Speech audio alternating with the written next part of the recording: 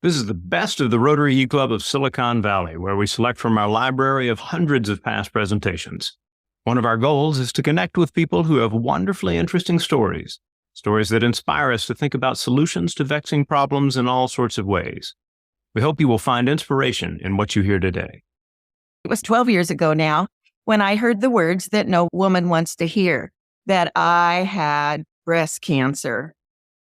That man doctor looked at me and he said, "Do you knit?"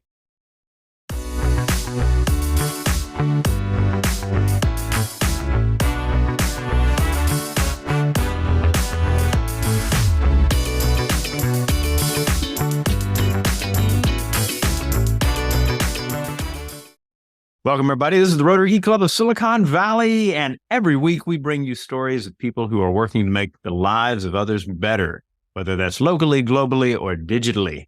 And our group, the Rotary E-Club of Silicon Valley, is part of Rotary International, 1.4 million Rotarians and Rotaractors around the world in 36,000 or more clubs. And they are people who love a good story about how a moment transformed them into thinking about how they can do something that would have an impact in the lives of others. And in this case, our story today is with Barb Demorest. And Barb has a very powerful story about a moment that was very difficult, that became a moment that has brought hope to many, many people and comfort to their families and the many people who help make that happen. Barb, we are so excited to have you with us. Tell us the story of Knitted Knockers. Oh, thank you for this opportunity to share this story, which is so near and dear to my heart. I'm hoping to share how this innovative, simple solution to a problem impacted not only my life, but ended up subsequently impacting 500,000 other women's lives and many thousands more, as well as having worldwide impact.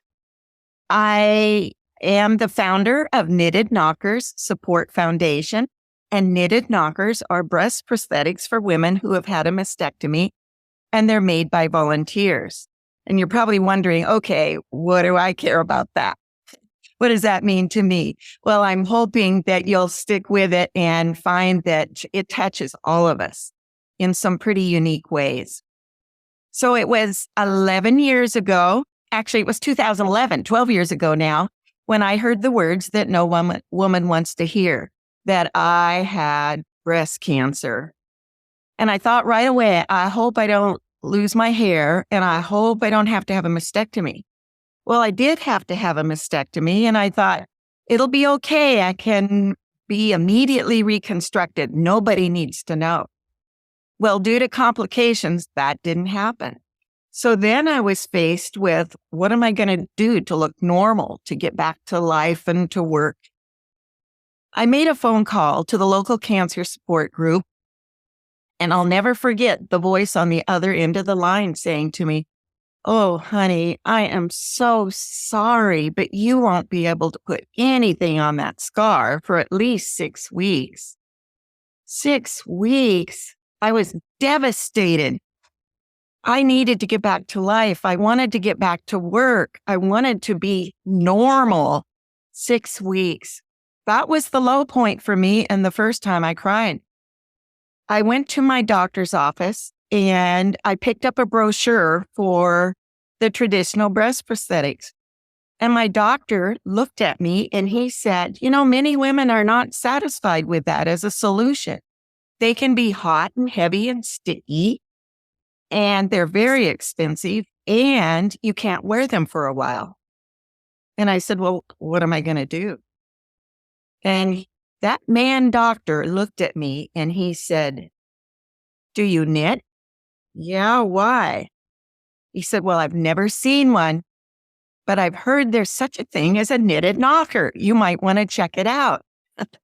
Whoa, I raced home and I called my dear friend Phyllis, the best knitter I know. And I said, "Phyllis, have you heard of a knitted knocker?" And she said, "No, but I'll find out." So the next week I ventured out into public for the first time. I was very self-conscious. I put on a loose-fitting jacket, stuck a sock in my bra, and I went to church. I hoped nobody would look at me. I wanted to be very inconspicuous. Here comes Phyllis tripping into church with a Victoria's Secret bag. And I knew what had to be in that bag, so I grabbed it and I took it into the bathroom stall and I pulled out the most beautiful knitted knocker. It was soft, it was light, it was huggable, and I could wear it in my own bra. And that little gift changed everything. I took out that sock, I put this in my bra, I whipped off my jacket, and I re-engaged with life. I know it sounds dramatic, but it literally changed everything for me.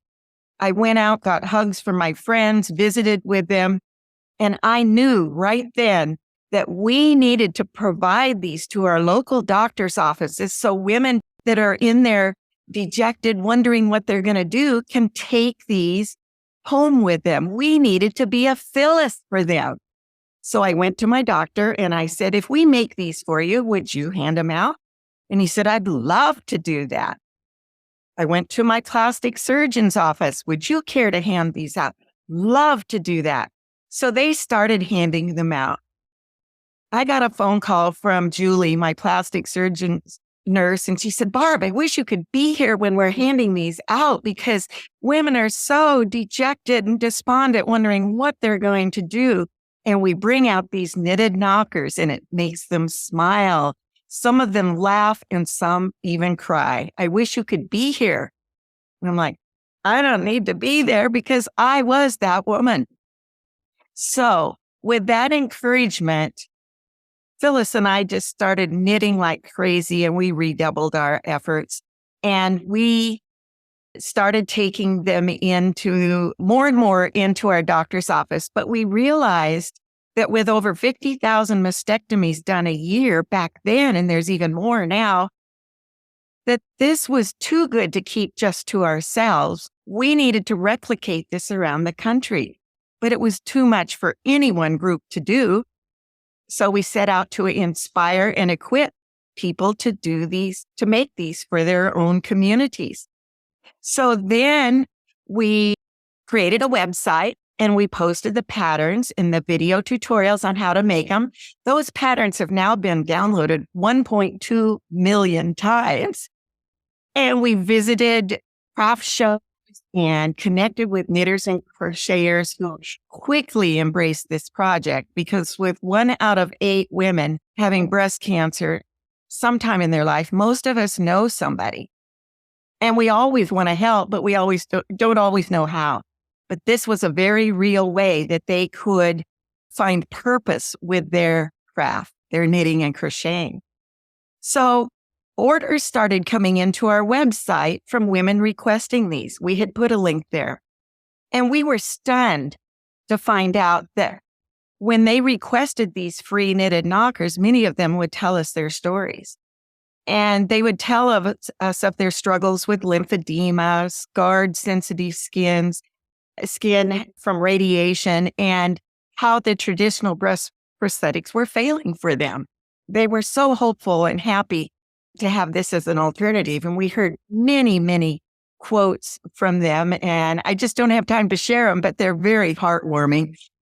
And family members would request them. And one, I'm just going to probably butcher the quote because it's from memory, but it really touched me, came from a husband who said, I'm ordering these for my wife because she's struggling terribly after her surgery.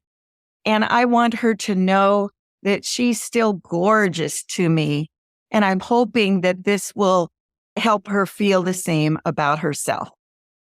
Oh, it just touched me so much. So this little product that we knew was a great product turned out to be a place of healing where people could share their stories that they can't always share with their friends and family. And it also became a place of passion and purpose for those knitters and crocheters. So we set out, after we got this huge network going, And we were giving out about 1,000 knitted knockers a month. And we got some huge publicity from a Dear Abby column letter. They have 100 million readers. Who knew that? And the response was, we got 10,000 orders for knitted knockers in one day. And so we were like overwhelmed, but we had these groups all over the country that were filling orders. And so we set out to accomplish that. And we filled all 10,000 of those orders in 3 months. But I learned something. Gmail only allows you 5,000 emails a day. And we had hit that within 3 hours of that Dear Abby running. So I knew we needed to get our processes in order, get our systems working so that we could meet this huge demand. Found out that over 1 million women in the United States have had a mastectomy and not been reconstructed. Common misconception is that everybody gets reconstructed. No. And so people can benefit from these, even if it's just for a short while they're awaiting reconstruction. So with those processes working much better and our network expanded to thousands of providers, we set out to reach my dream, and that was to connect with the medical facilities and to provide them to the doctor's offices. So we worked very hard to match up medical facilities with local groups to adopt them and provide the physical knitted knockers while we would provide the print materials, the brochures, the care instructions and such. We went to 3 medical conferences that year in 2016. And throughout that year, we signed up 800 medical clinics. It was a huge hit. We heard from more and more clinics about what it meant to them to be able to offer this service. It was a joy to partner with them, as well as the local groups providing to their own communities, knitting and crocheting for the women in their own communities. And the meaning it brought to the women receiving those knitted knockers, knowing that it was an unconditional gift of love, that nobody was profiting from this, and it was because people cared. It brought so much to the table. So now we have 1,970 medical clinics signed up with us, and we're signing up 1 a day. Well, 5 a week. I don't want to exaggerate. 5 clinics a week are contacting us saying, how can we provide these to our patients? And over a half of those are adopted by local groups. And the other half we're providing for remotely while we're still working very hard to connect them with local groups. But there was more, the international impact. We were invited to go to Rwanda, and it was way beyond our scope to be able to go and present these in Rwanda. But we had to go when we heard the story of the myth and stigma of breast cancer there. And the myth surrounding it was even that if you talk about breast cancer, you'll get it. And it was a curse to have your breast removed.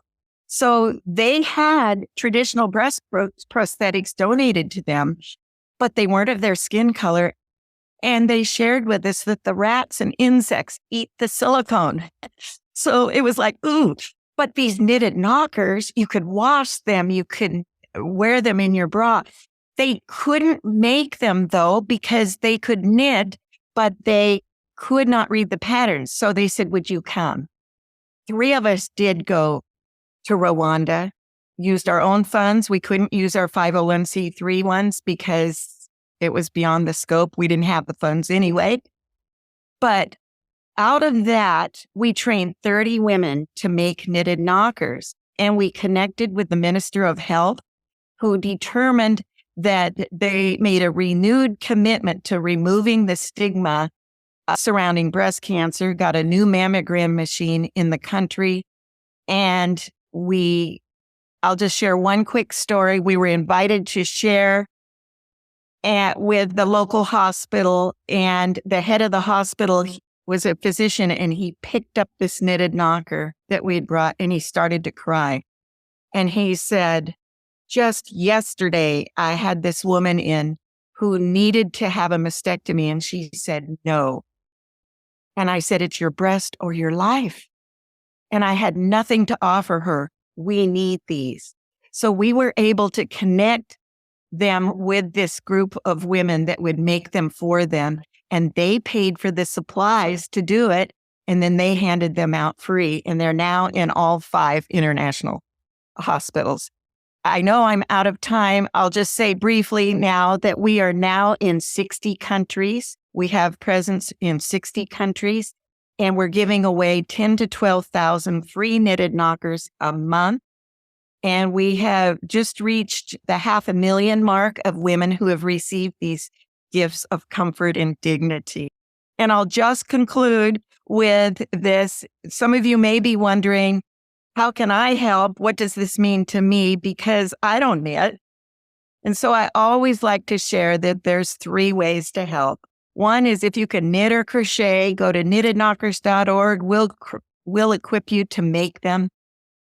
If you can share on social media, it helps reach not only the women that can use these, but those that can make them.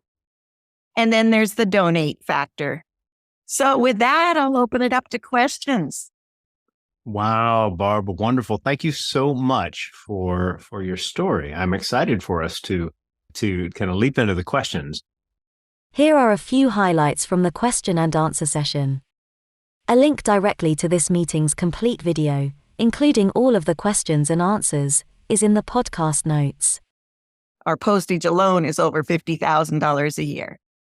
We are all volunteer 501c3, no paid employees, and this is accomplished by the generosity of people that donate to us.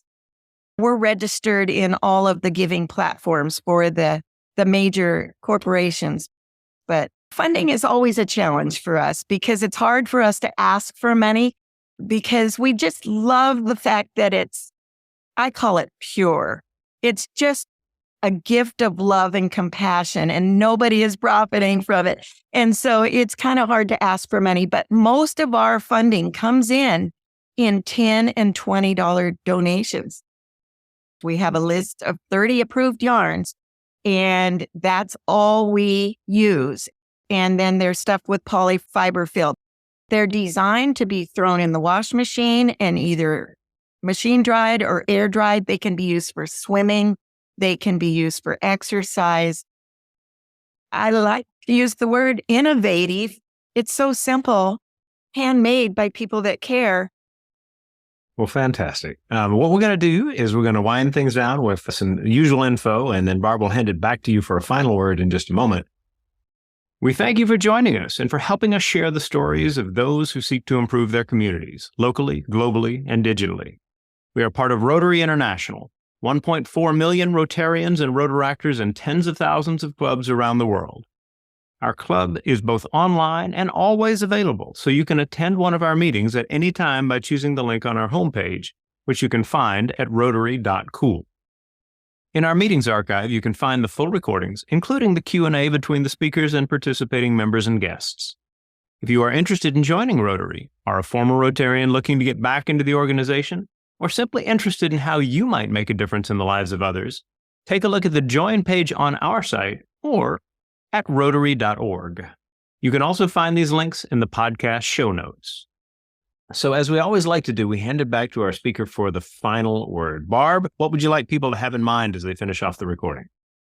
Well, I would just like to remind you that sometimes it's those simplest acts of kindness. My doctor asking me, "Do you knit?" was an act of compassion that was beyond the scope of what he needed to do, but it changed everything. So those little gifts of kindness can have an impact far beyond your wildest imagination. And I think I'm probably going to say this wrong, Edwin Burke, that says the biggest mistake you can make is to do nothing because you can do so little. And I thought, what can I do? But I just did what I could, and look what's happened.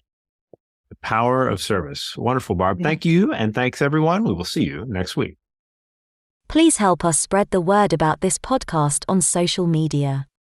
And if you know someone who might benefit from hearing this show, please email or text them a link or screenshot of this episode.